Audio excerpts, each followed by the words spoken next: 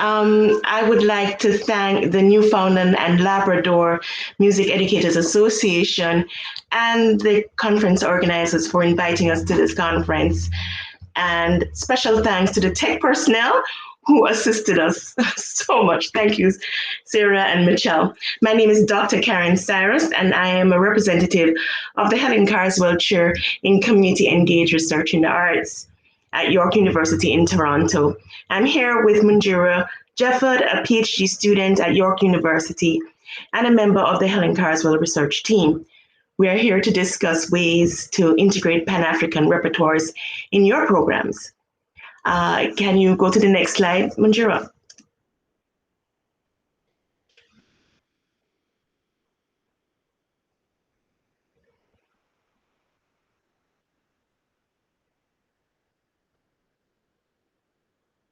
So to switch in Google Slides, you need to click right on the slide itself. That might help. Any luck? It's being stubborn.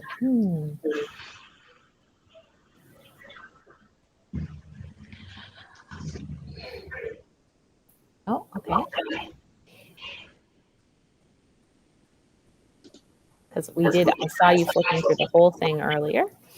It was working just fine. One of those finicky things.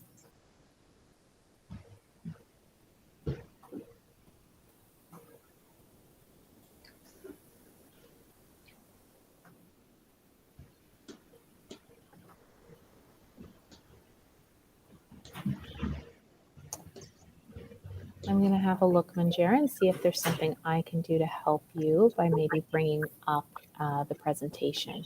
Would it be okay if I present from my end? Yeah? Yes. Let me just have a peek. Luckily, I have this ready. Share. Okay, and you just let me know when you'd like me to. Thank you, Sarah.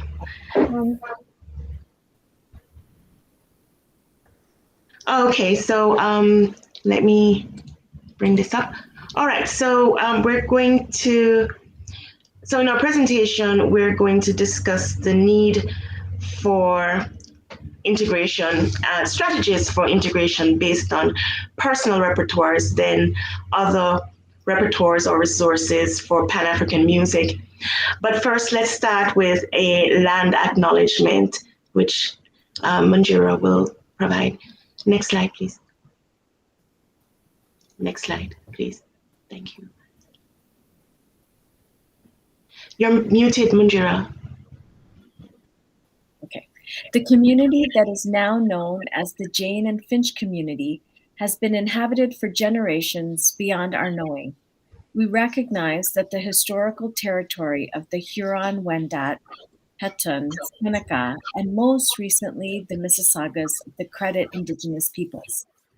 This territory is covered by the Dish with One Spoon Wampum Belt Covenant, an agreement between the Haudenosaunee and the Ojibwe, and allied nations to peaceably share and care for the lands and resources around the Great Lakes. Today, this region is home to many Indigenous people from across Turtle Island, including many survivors and intergenerational family members who have been impacted by the legacy of the residential system. Great. So before we start, I would like to know more about you. Would you indicate your role in music education in the chat? So I'm talking to all of our wonderful participants today. Tell us who you are. Are you an administrator?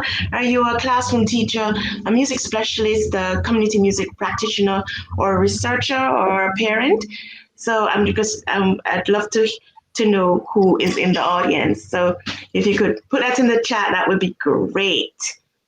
Thank you. Thank you. So Charlene is a music educator, music specialist. Welcome, Kelly. Maureen is a specialist. Welcome, Maureen. Julianne, completing internship. Excellent. Welcome. Joseph, music ed student. Perfect. Welcome. Shanae, music ed student at Memorial, lovely. Raphael, a music teacher, preschool, Lower Grade, welcome, welcome. All right, think we have everybody now, do we? Yes, Sarah? Thanks. All right, so I'll introduce myself also. So my interest in Pan-African music started in the 1990s when I was a music specialist in an elementary school in Jamaica, as you can hear from my accent. I realized that my music program and the music textbook was based entirely on content that did not reflect the culture of students in my class. So, from my own experience, the challenge of integrating culturally relevant content was for me a lack of content that could be used in my classes.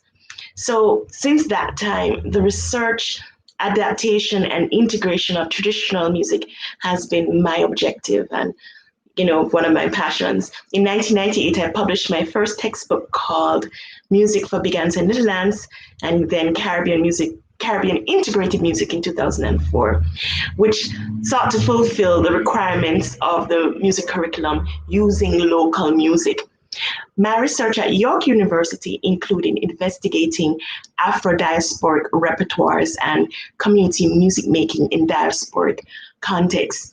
And my work with the Helen Carswell Chair since 2017 focused on integrating Afro-diasporic repertoire in community music program.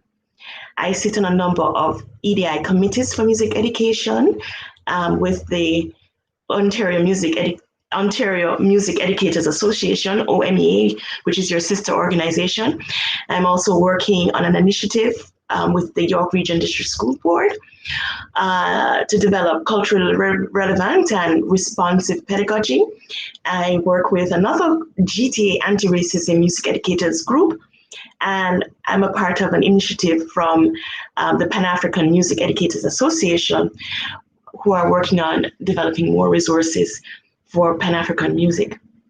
I'm currently also a postdoctoral fellow at Ryerson University. I'm working on a project which will provide more Afro-diasporic content that can be used in our classroom.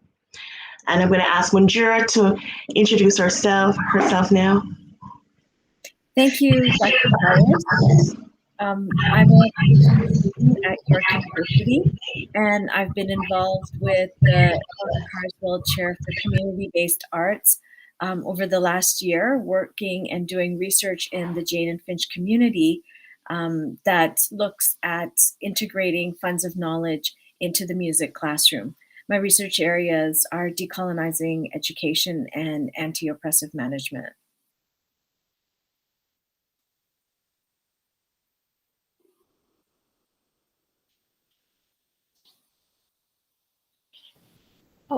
Karen, we can't hear you right now. I think you're on mute. Yes, you know what? Someone just started doing some sort of work outside, so there's a little bit of feedback. So I try to use the earbuds here. All right, so we want to look at the slide that talks about the need of for Pan-African music. So if you could go to the next slide, please, Sarah. So my question is, so that was the first question, and the next slide was, why is integrating Pan-African music important for your class or your school or your program? Once again, I'm going to ask you to put that in the chat. I want to hear from you. What do you want to achieve? Why is integrating this important for you to learn? So I'll wait for some answers from the chat.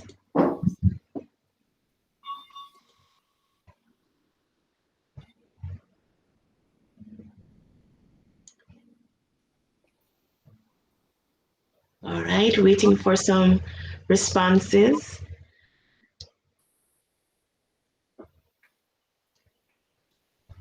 To that question.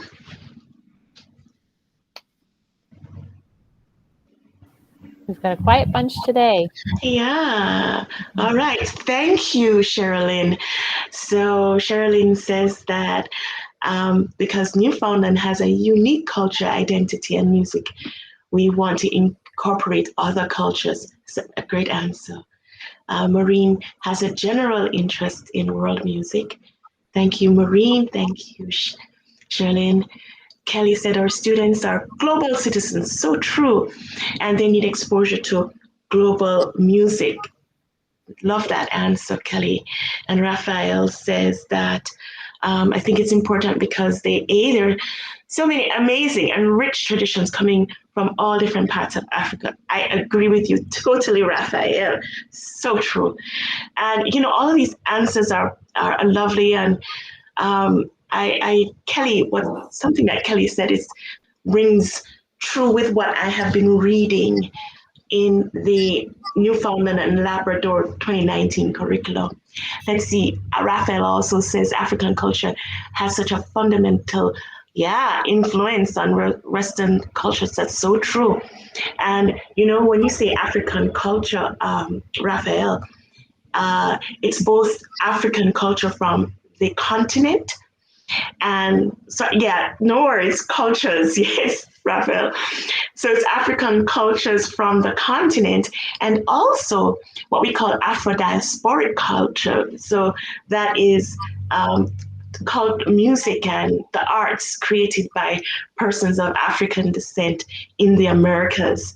So, for example, African American music, Jamaican music, Caribbean music, when I talk about Afro-diasporic, I am talking about all of those, and we know the type of influence Caribbean music has had on American music. So there's been this sharing with Afro-diasporic forms, but certainly music from the continent of Africa, has also been very significant and important, and it is included in what we're going to learn.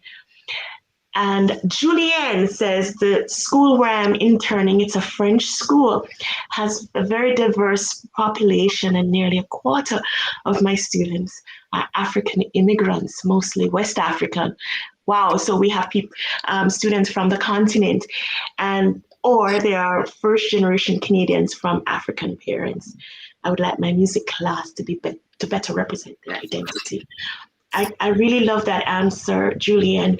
And you know what I like about that? It's one of the things that I've been saying about integrating Pan-African music. And, there's a lot of description of Pan-African music as Black music. And while that is correct, I mean, we do hear and use the term Black to describe persons of African descent. When it comes to kids in our classroom, who, as you said, who are just coming from the continent, when you say Black, they are confused, I'm sure, as my own children were, because they thought they were Jamaicans. And there's no country called Black, there's Nigeria, there's Ghana. So I like the fact that you're using the word Africa and African descent. Thank you so much for your answers. This is just amazing. And another good reason for us to integrate Pan-African music in our classroom has to do with the Newfoundland and Labrador curriculum. And in our next slide, we will learn a little bit about that. So I took did a little research into the Newfoundland and Labrador curriculum and found a wonderful approach that that they take in the 2019 curriculum. So you have in your general curriculum outcomes, it says students will be expected to respect the contributions of individuals and cultural groups in local and global contexts. So you see, this touches on a lot of what you've all said. And value the arts as a record of human experience and expression. So I wanted to see, just as quite a few of you have said that your students are global citizens, your students are from the continent, a part of the general outcomes also includes them. And I want you to see how the curriculum supports the inclusion of Pan-African music. On the next slide, we will see key stage outcomes. And we have 6 of them here. I think this is key stage 9, but let's see that this applies to both panels, elementary and high school. So in our key stage outcomes, we also have 6 I think all of these reasons would support integrating Pan-African music. And on our next slide, we have specific curriculum outcomes: creating, making, presenting, understanding and connecting context of time, place, and community, perceiving and reflecting. And as I said, Pan-African repertoires can be used to achieve all of these specific outcomes. And I have three outcomes here. Interestingly, and you'll notice that I have black, blue, black. The only reason that I have the colors change is just to make reading easier. It's not that anyone is more important, but the second one is especially relevant to integrating Pan-African music, right? So the strategies that we're going to discuss today will involve exploring Pan-African music by recognizing the prior cultural knowledge of your students. And it also speaks to a willingness to learn from your students. Indeed, a number of scholars, such as Fitzpatrick, Frere, Gay, Ladison, Vines, have suggested drawing on cultural knowledge and experiences of their students. It is what I call personal repertoires, right? And Munjira describes this as funds of knowledge. It's a strategy that uses personal repertoires called funds of knowledge. So Munjira, who is a part of the research team of the Helen Carswell Chair at York University, had a very interesting research project with a music school, and where she sought to explore, and she did an action research on incorporating this strategy in teachers' classes. So she's going to share on funds of knowledge strategy that you can use to integrate Pan-African music in your class, and she's going to share a little bit about her findings. Munjira, over to you. Thank you, Cyrus. If we could move to the next slide.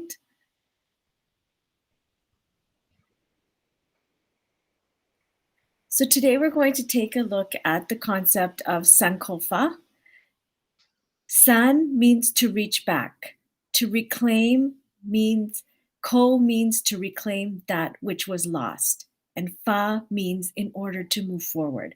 So you saw the symbol, the Sankofa symbol of the bird looking back with the egg within its beak. And this is a symbol used by the Akan people of Ghana to express the importance of reaching back to knowledge gained in the past, knowledge gained from elders, and bringing it to the present in order to make positive progress. And I'm sure we've all been following the news reporting of residential schools and seeing what has happened when children were removed from their families, removed from their elders, and lost their culture. So the importance of Sankofa, I think, is very present in our minds today. Could we have the next slide, please? So I'd like to ask you, what kinds of music are your students listening to? If you can put it in the chat room, and we can see what kind of music. So we understand that there are some West African communities coming in to Newfoundland and Labrador and making their way. And of course, with Gander International Airport, and as we've seen from the musical Far From Away, we've seen different cultures coming into Newfoundland, right? Diverse cultures. So if we could see in the chat room some of the music that your students listen to. Hip hop and popular are in high school for sure. Okay. And I guess some of the students who are in elementary, what would they be listening to? Do you think that when they go home, they listen to their parents' cultural music, or do they learn all the traditional Canadian songs in the kindergarten classroom? Lots of pop. Okay. So the world that we live in today, we can see that pop music is extremely diverse, and it's becoming more and more diverse with international influences like BTS and K-pop and all that. Could we have the next slide, please? So, what is the Funds of Knowledge strategy? What assumptions hinder racial inclusion in education? And can funds of knowledge improve the experience of learning for music students? These are the questions that I'm going to be exploring and we are going to take a look at and hopefully engage with today. If I could have the next slide.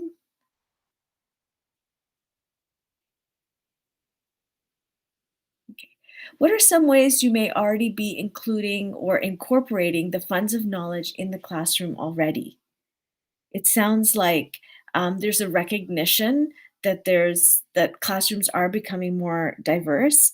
So pop, rap, and hip hop in upper elementary. Okay, so maybe the young ones may not be aware, or maybe they are through their older brothers and sisters, but definitely there would be an opportunity to incorporate some popular songs like Kanan, Wave and Flag, and some of those songs that have been incorporated into the curriculum as especially relevant to elementary school kids. Could we have the next slide, please? And thank you for your responses in the chat room. So similar to what's happening in classrooms around the world, way back in 1990, there was a huge influx of Mexican students into several border towns, right? So you can see these border towns in Texas, in California, and in New Mexico. There was these huge influxes of students, and the Funds of Knowledge really began in New Mexico, because as the students came in, what they found was that teachers really struggled with making connections to the students. They didn't speak the same language, weren't familiar with the culture, and so they struggled with being inclusive in the classroom. So what happened was two researchers from the University of Arizona, Norma Gonzalez and Louis Mall. Norma Gonzalez was the principal investigator, and she went in and she taught the teachers how to engage with the community. So even though we all have the knowledge of social capital and prior knowledge and hands-on learning, Funds of Knowledge was really seeking to incorporate the community cultural capital, the community wealth of knowledge, which is also referred to by Yoso. Um, and so she got the teachers to talk to the parents, find out what funds of knowledge they had. And one major piece of knowledge, which children as young as 5 years old had, was how to get an American passport. This was knowledge that even 5-year-olds could say in kindergarten. You had to be born here, you had to do certain things. They all knew the procedure to get passports extremely well. Also, how to incorporate their daily household routines, like using measuring when cooking. There was professional knowledge. Many of the people who had crossed the border were accountants and had knowledge about how to do bookkeeping. There was cultural knowledge such as scientific discoveries and Mexican heroes. And this idea of teaching a little bit about history along these border towns became became something that the teachers had to be very conscious of, because as I'm sure you're hearing again on the news, when you teach about, say, for example, the Alamo in San Antonio, the way that you're going to teach it is going to be slightly different depending on which side of the border you're on. And like you've been hearing in the news about critical race theory and people challenging that. Well, if you're in these border towns, the history becomes something that you have to tactfully navigate through, because what is previously presented as a great American history, obviously on the other side would be presented differently. And the teachers also gained knowledge and more awareness of nationhood as they talked with the community and as they communicated with the parents and community elders. They gained knowledge and more awareness about what is nationhood. Could I have the next slide, please? There was also some practical knowledge, like in terms of A lot of the parents, a lot of the dads were mechanics, and so passed on this knowledge to their sons. So funds of knowledge could be used in a variety of ways. And one great thing about the funds of knowledge is that it can be used to leverage learning. As our classrooms become more globalized and more diverse, the boundaries of local neighborhoods and global context become blurred.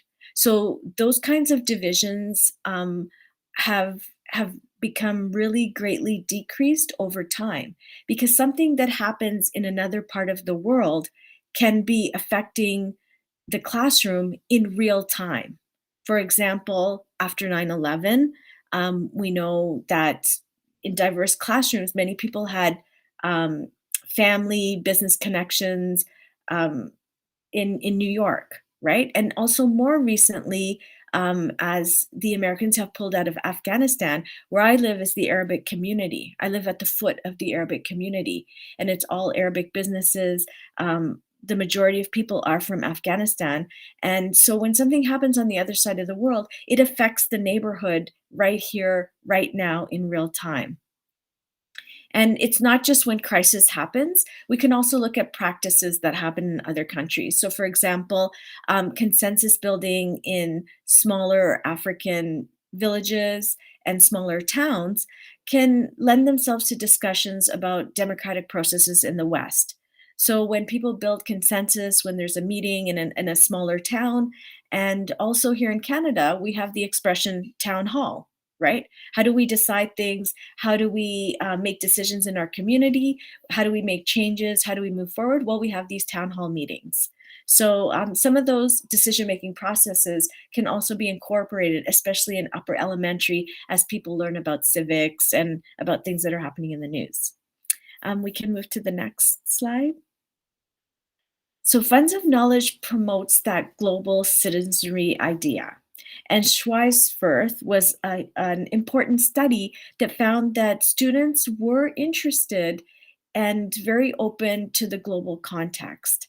And as teachers become more conscious of xenophobic nationalism and some of the resistance against immigration, teachers play a crucial role in having a willingness to challenge some of the assumptions that the learning can be one way. Instead, it's two-way learning from our students, learning what knowledges they bring into the classroom, what different types of cultural knowledge, professional knowledge, personal, social capital, what do they bring into the classroom? And this can have an impact on policy, curriculum, and relationships because it gives that democratic feel. The exchange is two ways, hopefully. We can move to the next slide. And so, what about areas that may be more racially homogenous and just have like a fewer set of fewer groups of diversity historically, right? So, not all places have a huge history of immigration like New York or Toronto or Montreal or Vancouver, even. Suppose historically, in terms of background, what if it was racially homogenous for a long time? Well, funds of knowledge can be used as a backdrop against Canadian history. And one important way of incorporating funds of knowledge can be to look at Indigenous knowledge. I know there was a seminar this morning about the Indigenous knowledge, which I look forward to watching in the recording.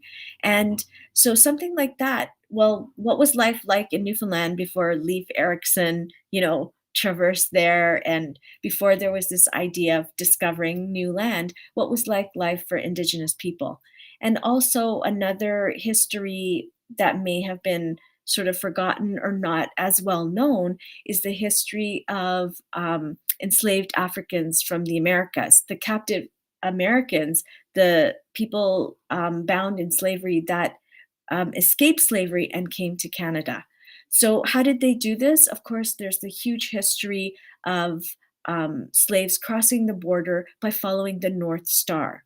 So, the North Star was in the sky, and people in captivity enslaved Africans would follow the North Star and cross the border into freedom. So we can move to the next slide here.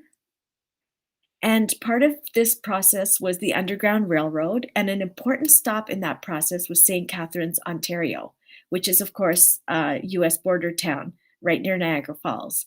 And this was where Harriet Tubman successfully rescued 300 people of African descent, and more than 300 people. And there was a community of Africans that settled in St. Catharines. They built churches, they had their own churches, and they had their own community. And over time, they were encouraged, some were encouraged to move to Halifax, to a place called Africville, where the government had houses for them, and there was an area where they could build a community. In the next slide.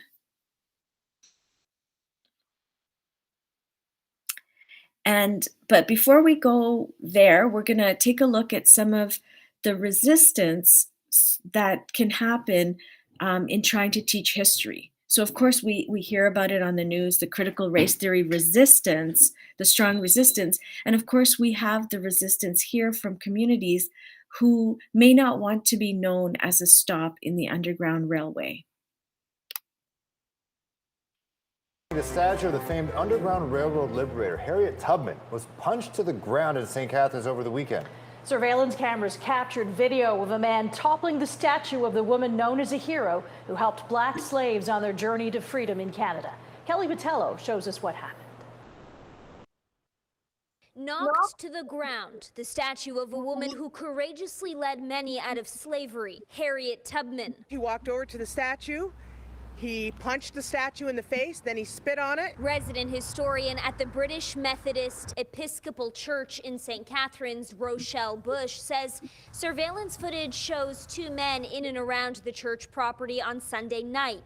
One man walks into this small courtyard on the side of the building where Tubman's statue once stood on this pedestal. The other guy was standing on Geneva Street. He didn't come into the courtyard until it was over. To me, it appeared like he was coaching the individual. Surveillance cameras captured the incident clearly. The vandal sits here on this bench before walking over to where the statue is, right over here.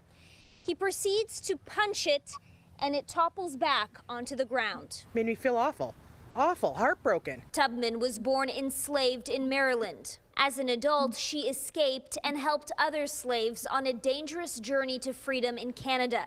She settled in what's now known as the Niagara region and was part of this church in St. Catharines, where history tours are led to teach people about her remarkable courage. Niagara Regional Police are investigating the incident and are looking for this man, 24-year-old Jesse Lone Zelenko of no fixed address. He's wanted for mischief, but police say there is no indication at this time that the vandalism was hate-motivated. Bush thinks otherwise. That it was hate-motivated.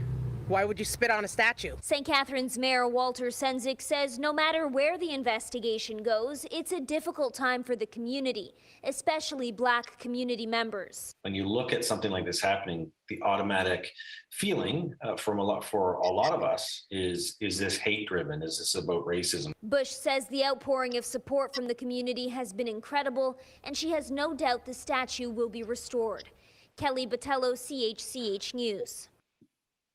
So this is an important point for us as educators who are striving to be more inclusive and are striving to expand the curriculum, is that, of course, there is resistance, and that is something that should not be unanticipated. It should be sought out, and of course, we want to make sure that we have a cogent reason for explaining why there's more inclusivity in the curriculum. And of course, Funds of Knowledge provides a good opportunity to do that, because as classrooms become more diverse, of course, there should be more inclusion for students.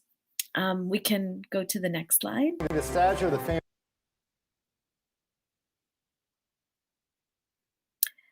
So let's take a look at Africville. So not all of the not all of the people who escaped captivity from America and came to Canada moved to Africville, but there was the promise of homes in Halifax, and here was a community.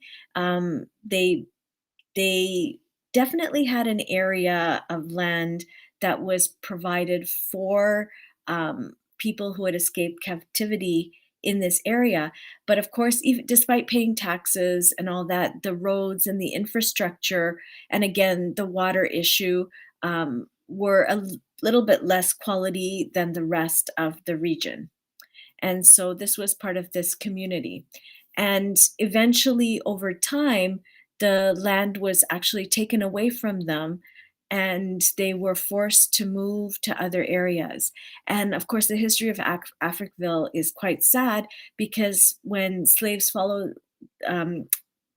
people of African descent fleeing slavery and coming to Canada following the North Star with the promise of freedom, eventually ended up losing the land and being taken off their land. And so if we could go to the next slide. This is a song by about the history of Africville and the loss of community. It wasn't just the land, it was more the community, the neighborhood, that people found support and found that extended family in Africville. So if we could play the song.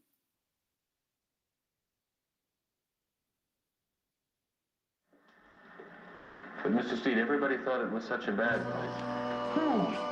All the people who tore it down. Oh, the people that tore it down. That's the people that tore it down, the city of Halifax, the authorities of the city of Halifax. They said it was a bad place. That's what they called it. But it was not to us, it was a heaven, a home, a real home. You can't put a price on the lives that they ruined. No reparations, no nothing. Why would you do this? Divide my people to fight out on the corners at night. Oh, Africville, look what they've done to me. It's a part of our history they kept in the closet. Professors never taught the lessons, they neglected, forgot it. They kept it underneath the table, kept it under the surface. Nervous that we were re-emergent, they dispersed us and jerked us out in Africville. Halifax is ill, how can us blacks rebuild? When the facts reveal, the government left them comatose, and younger and the older folks in black Nova Scotian souls are frozen. Many homes are broken, drugs started creeping in, crime started seeping in. The heaven got crushed when the demons started sneaking in. A black community lost and trampled, left out in shambles, dismantled, and it's still hard to handle. You can't put a price on the lives that they ruined. No reparations, no nothing. Why would you do this? Divide my people to fight out on the corners at night. Oh, Africville, look what they've done to me. Speak my word, it's time to settle this. As I reminisce about the settlement. If you black from Halifax, I'm speaking about your relatives. History don't like to tell of it, just read about its relevance. Cause a black community was a disease to their development. Therefore they had to change that. Both those in the community that lay beside the train tracks. Forced to make tax payments despite the lack of running water, sewage, flat pavement, and lights. Our forefathers bought themselves from enslavement with rights to land ownership. I'm asking people, how do you condone this shit? See what happened in Africville, it happens still. They choose land over man to expand, extract, and kill. You can't put a price on the lives that they ruined. No reparations, no nothing. Why would you do this? Divide my people to fight out on the corners at night. Oh, Africville, look what they've done to me. How can you compensate a lost culture? Especially when it's mashed up in a system of colonial vultures. Africville, they made a real-life theatrical poster. They moved blacks off the basin using garbage trucks and chauffeurs. It's pretty clever how they whisk through the night, destroying black history with no regard for human life. into the crack-infested ghetto city lights. Hundreds of black children hating each other, ready to fight. There's no amount of reparations, compensations, rehabilitation. 3-day celebrations never change the situation. Even though it's been ruled by the United Nations, that the African relocation was a civil rights violation. You can't put a price on the lives that they ruined. No reparations, no nothing. Why would you do this? Divide my people, divide out on the corners at night. Oh, Africa, look what they've done to me.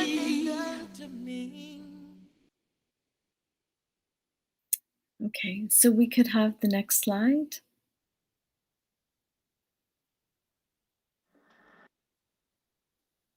And the next one, this is just some of the verses. We could go forward to the next 3. Yeah, and then the next one. Yeah. So here we want to take a look at or have some discussion. In verse 1, Maestro says, it's part of our history they kept in the closet. Professors never taught the lessons, they neglect and forgot it. They kept it underneath the table, kept it underneath the surface. Why do you think the history of Africville is not really known?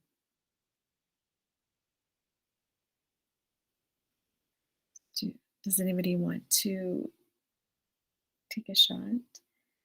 And first of all, let me say I do appreciate the interest in a topic like this, which can be sensitive and can be talking about, things that there's shame about what happened, right? There's shame that this happened in Canadian history. And sometimes when discussing issues in the classroom or diversity issues, there can be a certain level of wanting to protect the good name or wanting to protect the exceptionalist attitude that, somehow Canadian history is so different from American history. It is different, but there are things that we may feel ashamed about as Canadians. Okay, so let's think about the municipality. There's a line that says they used trucks that were used for garbage and moved people out, which I think is such a poignant point. And the way that the city of Halifax handled an already negative situation in terms of taking the land. And so you see the lines in the song about, choosing land over man.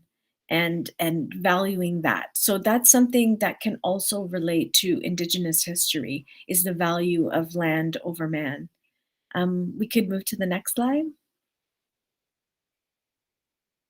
And now I'll turn it back to Dr. Cyrus, and I thank you again for your interest in this topic.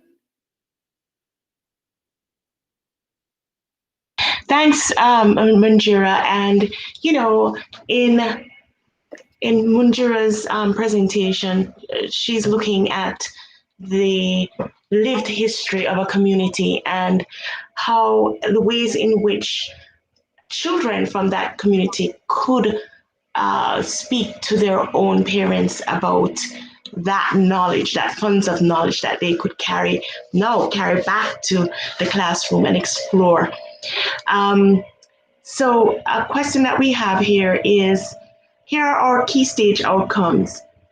Which one of these key stage outcomes would learning about that song achieve? Anybody? I'm sorry, could you repeat that question? So I'm saying, based on if you're going to introduce a song like that, or if based on funds of knowledge, what would have happened is that maybe a child would have brought one of that song to the class, to as a representative of their community's collective remembrance and knowledge. If you are writing this up, which key stage outcome could we choose to represent that type of activity? Any thoughts on it? All right, so there's Maureen says number 4, definitely number 4. Yeah, Yeah, reflect on ways in which music expresses the history and cultural diversity of local, national, and international communities. So true. So here we see that even if we have a popular song, if this was hip hop, there is opportunity for us to make sure that it is in line with what our curriculum requires. On the next slide, we will of course, that was the question. So going to the next slide. Thank you, Sarah. We have some questions that I just love for us to talk about. And these are some of Munjira's questions. But before we do that, I'm going to ask Munjira to come back, Munjira. And, Munjira was able to, in her project in Toronto, introduce the funds of knowledge in a music school with a number of music teachers. Can you just share with us what the findings were? What kind of response, what kind of findings did you get after your project on funds of knowledge? How did it, what was the outcomes? What were the results? So my research occurred in the Jane and Finch area, which is a densely populated area predominantly with immigrants. And many of the newcomers are from African countries.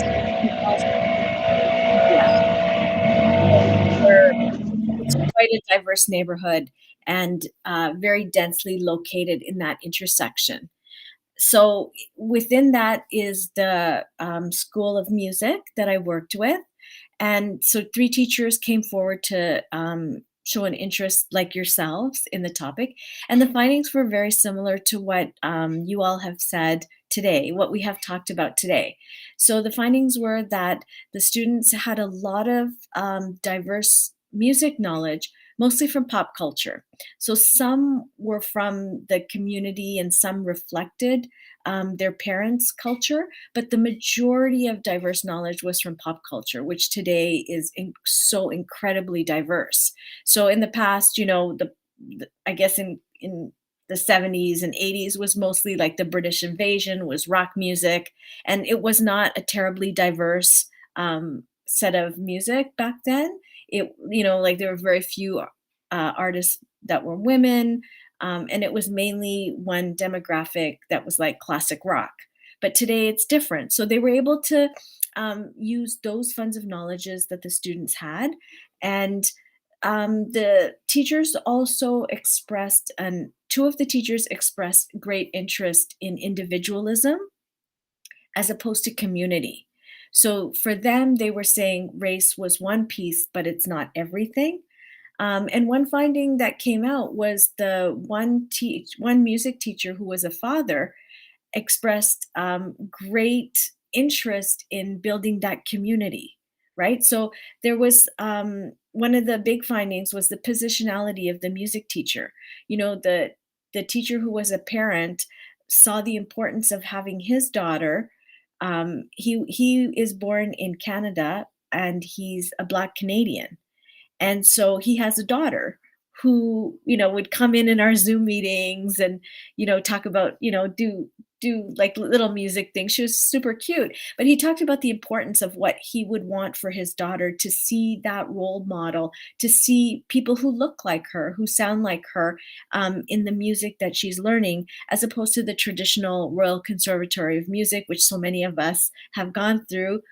And it's mostly male, it's mostly European, it's very Eurocentric.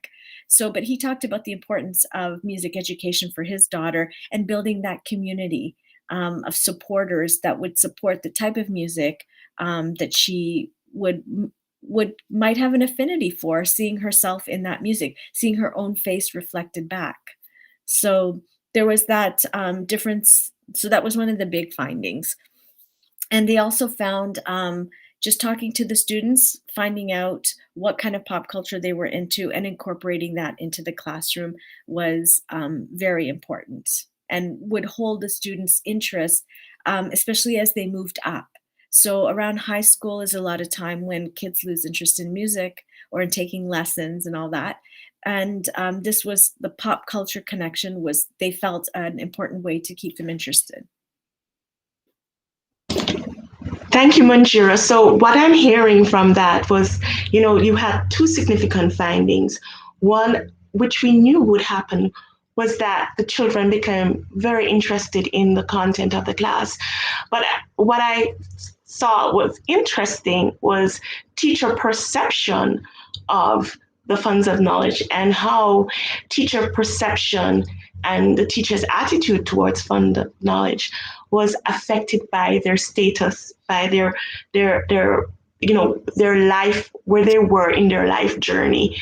So what you're saying is that the teacher who is a parent seemed to be more open to funds of knowledge, especially within his community, versus the teachers, and they were male teachers, I think, who had no family. So there, of course, it was just three teachers, so that's the limitation. There's no generalization of your findings because the population tested was so small, but certainly it's something to consider that as we think about using this strategy, this funds of knowledge, that the importance of it may not be as apparent dependent on where we are in our stage of life.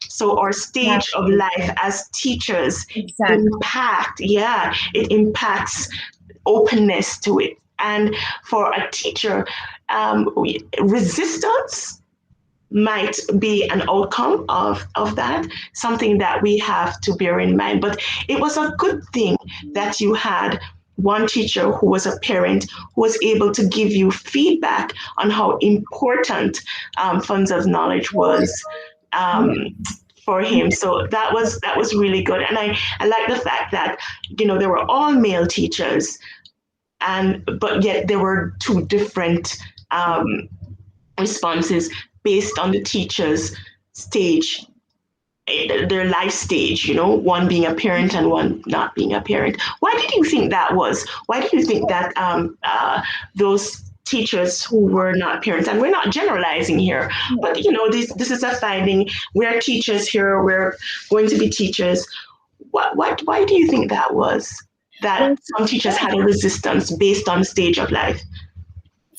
Definitely. And I really push for the teachers to be honest. And I really do thank them for their honesty because the findings were so important. So there are a variety of reasons. So one was the assumption that students wouldn't want to do or be interested in their parents' culture.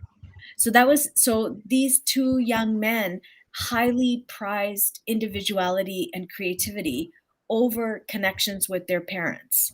So that was something that they wanted to get away from, and it wasn't something that they thought their people from. One example that I used with them was when I first came to Canada, I would go to Canada Day celebrations, and I would often see people from Scotland playing bagpipes. Right? So this was a big thing, was music education. If you're from Scotland, you learn the bagpipes, you learn some of the dancing. And so this was very important to Scottish parents back then to pass that on. So I think that was one thing, was they valued individuality and creativity.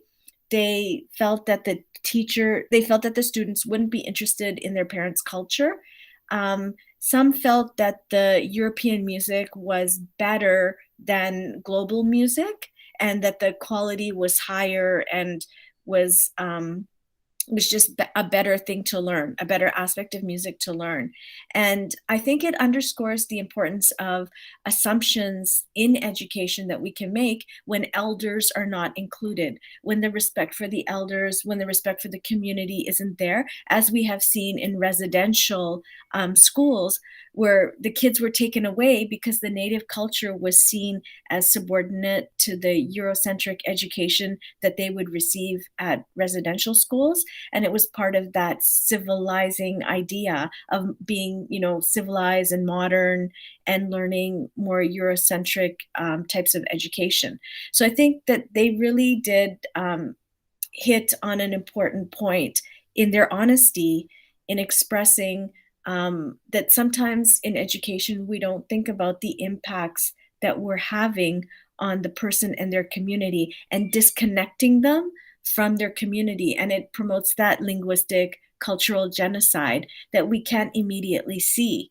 But it does, if the education pieces are too Eurocentric, then it does kind of kill people's communities. It kills the respect and the honor of the parents. And parents are an important stakeholder in music education. They're the ones, paying for it, especially moms taking their kids to lessons, making sure they practice.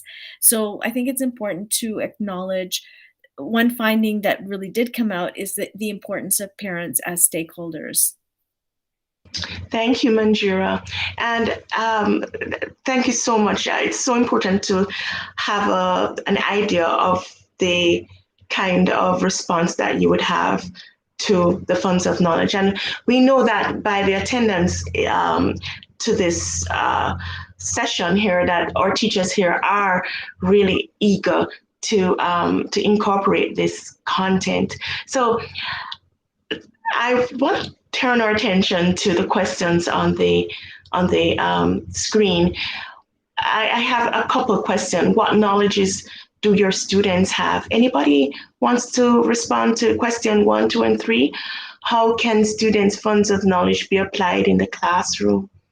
How can funds of knowledge be scaffolded, hands-on, applied, or bridged to a Pan-African education? Right? These are questions that we can consider. If you go to the next slide. And what supports do you need to put the funds of knowledge into practice? And what challenges do you foresee?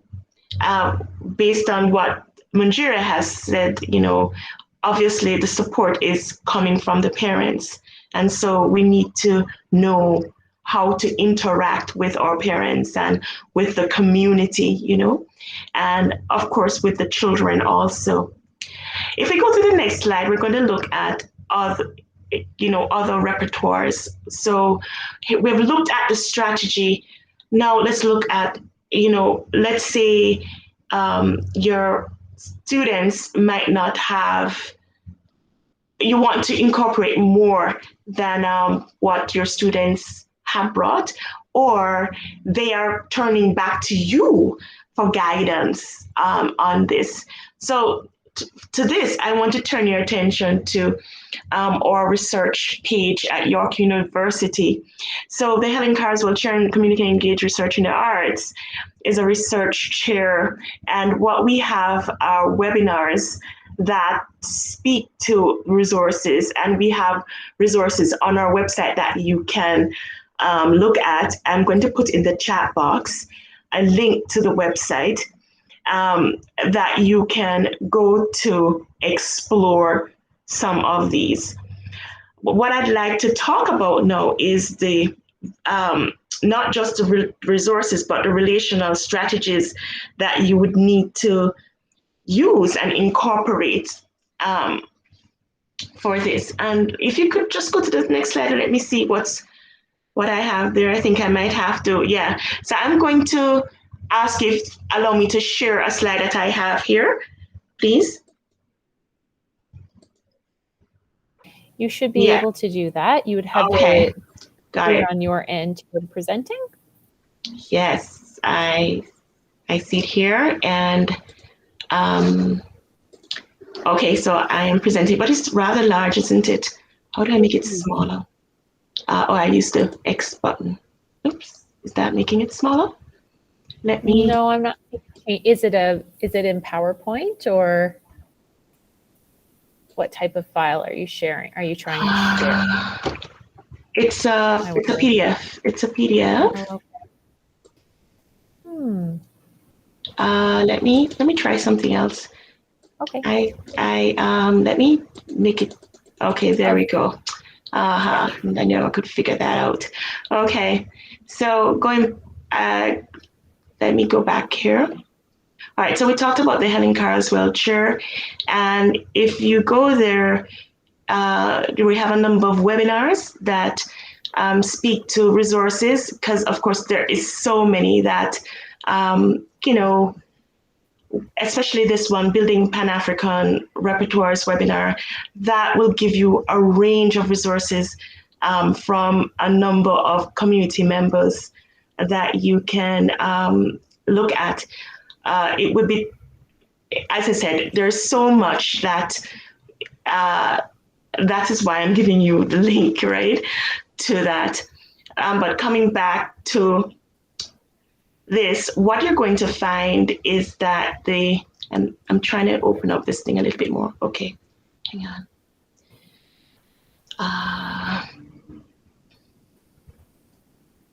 Okay, that's better. Okay, so what you will find is that in terms of finding sources of Pan-African music, if you're going to search for that, you need to search for it using more than being aware of the type of search terms you should use. You could search for Pan-African music using instruments. So you can use it searching for djembe music, right? Especially on YouTube, if you go there, there is lots of examples of music using the djembe, using African instruments. Also, you could find sources of Pan-African music using the nation. So if you simply go to a resource, you see the point is, if you try to search for Black music, you're not going to find much. But if you use specific search terms, it will provide better results that you can use. So for example, as I said, you can search based on instrument, search based on nation state. So when we talk about nation state, let's say you have someone in your class and someone said that they had some children from the continent of Africa. Let's say that they're from Togo, right? So you would go looking for Togo children's music or Togo popular music. So use the nation state, whether it is Togo or Ghana or wherever they're from, use their nation state, and then you can add other descriptors such as popular or traditional, sacred, secular children's music to find resources. Another way of finding Pan-African music is using a genre. So if you know the genre that you're looking for, and there are several out there, and as I said, on the Helen Carswell website, we have them outlined. The genres will also help you to find the examples of music online. And YouTube is a wonderful resource. As I said, all you need to have is the search term, and you will be able to find it. Another way of finding sources of Pan-African music is using the name of the person. So if you know of, who the composers are, you would be able to find music by them, right? Another important bit. Oh, right, Karen, yes, go ahead. I wanted to make a suggestion. There's also, you know how we've got America's Got Talent or Canadian Idol? Yes. So there are a lot of shows in different countries in Africa that have the exact same thing. Nigeria's Got Talent. So true. Yeah, so they have a lot of these amazing shows and up and coming. And one thing that I find is really important is, of course, there's the history in the background, and there might be more traditional ideas like jazz and all that you can get, like the traditional ideas that have had a lot of participation from African Americans in that genre, and also Canadians like Oscar Peterson. So there are the traditional, but then you can also get so many contemporary names and it's possible to do so now, thanks to YouTube and all the other Netflix and different things like that, where they follow the stories of different musical groups. And this is a way, especially for the young kids of today, to keep them interested and connected. So I just want to add that. Thank you, Manjura, and that is so true. Another source of Pan-African music, especially, if you said you have parents who are the parents of your children, and that's how funds of knowledge comes in, because now we're going back to what the child knows and what their family, the knowledge that is a part of their family. You can also approach them to share their resources, to share their knowledge, right? And the only thing though, as we share music, as we seek to integrate Pan-African music, regardless of where you find it, you do need to be mindful of how you go about sharing it, which brings me to this slide. How can we promote positive interaction? Because in doing this kind of workshops, a lot of responses from our teachers have been there are reserved, they are concerned about being accused of appropriation, of being accused of not, representing the music in an authentic way. This tends to be some of the feedback that I've been given when we ask and when I've done workshops like this, right? So how can you promote a positive interaction to lessen that? Of course, bringing in community members in your classroom is one way of doing it. But if you're working with families, there is an article by Dawn Samuels, which I thought summed it up perfectly. The article is called Working with Black Students and Their Families, Histories and Considerations.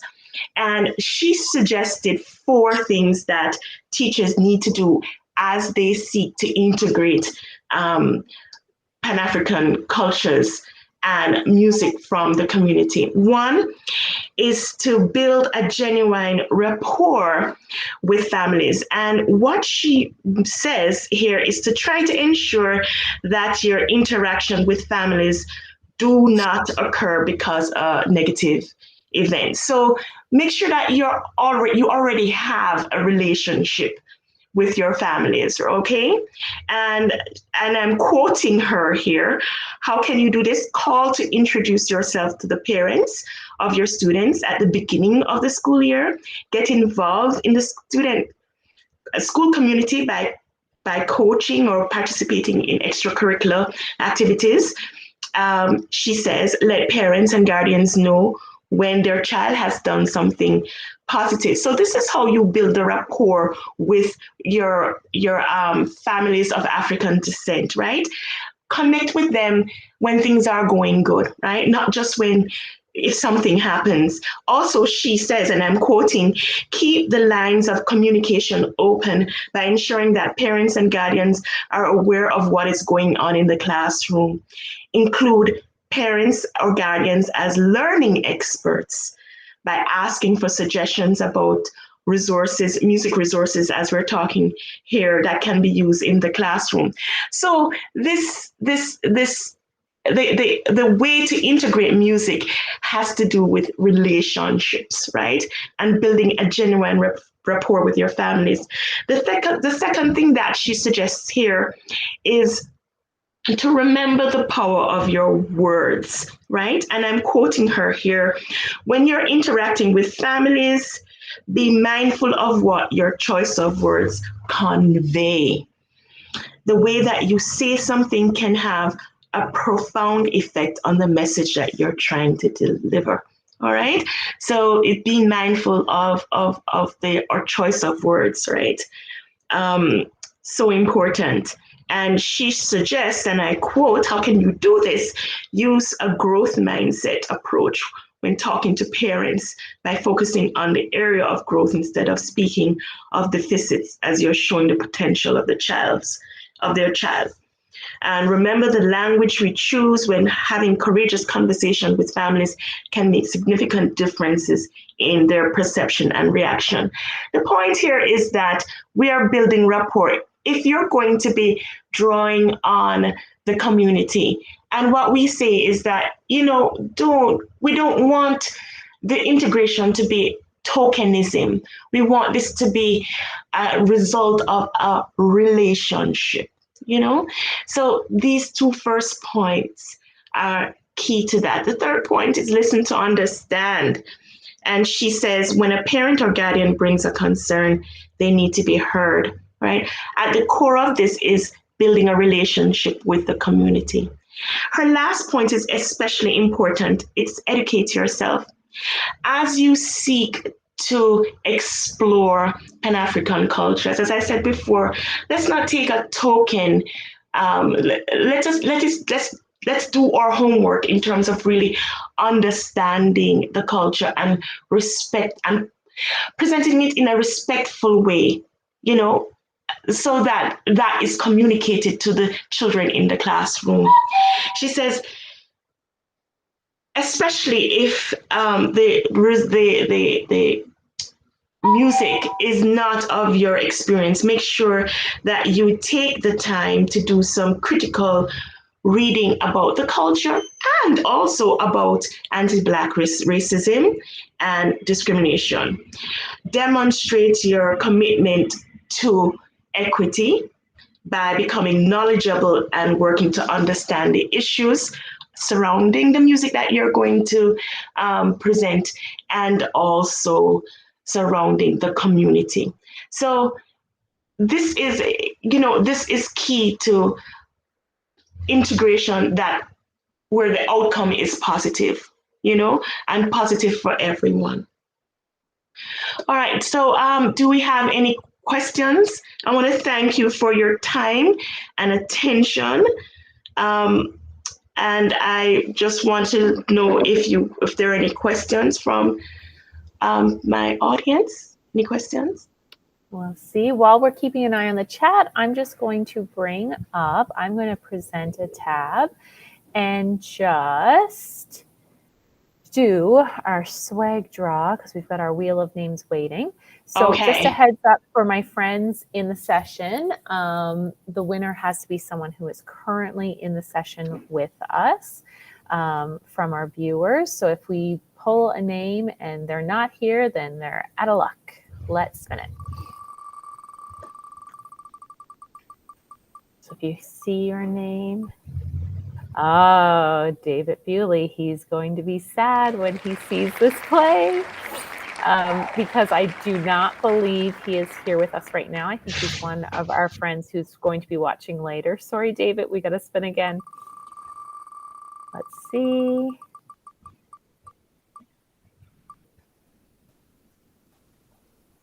Oh, and Sherry was with us for the majority.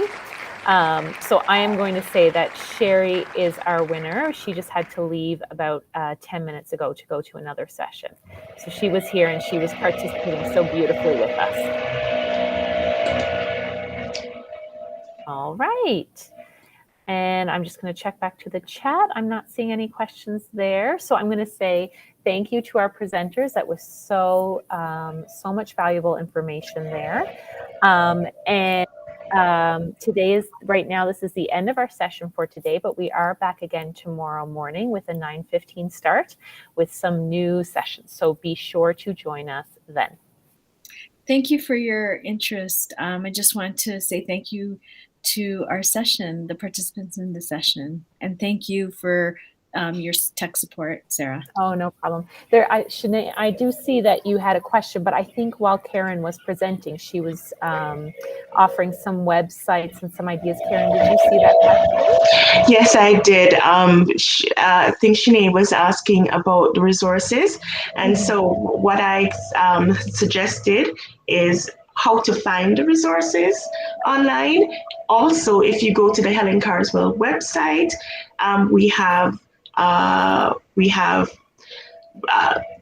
resources there. We have webinars that you are able to look at, and we also have some documents on our York space that has lists of resources too. But one of the easiest resources, as I said, to access is YouTube, and being able to find, the challenge is always being able to find the resources, and using the search term that I suggested would be the strategy.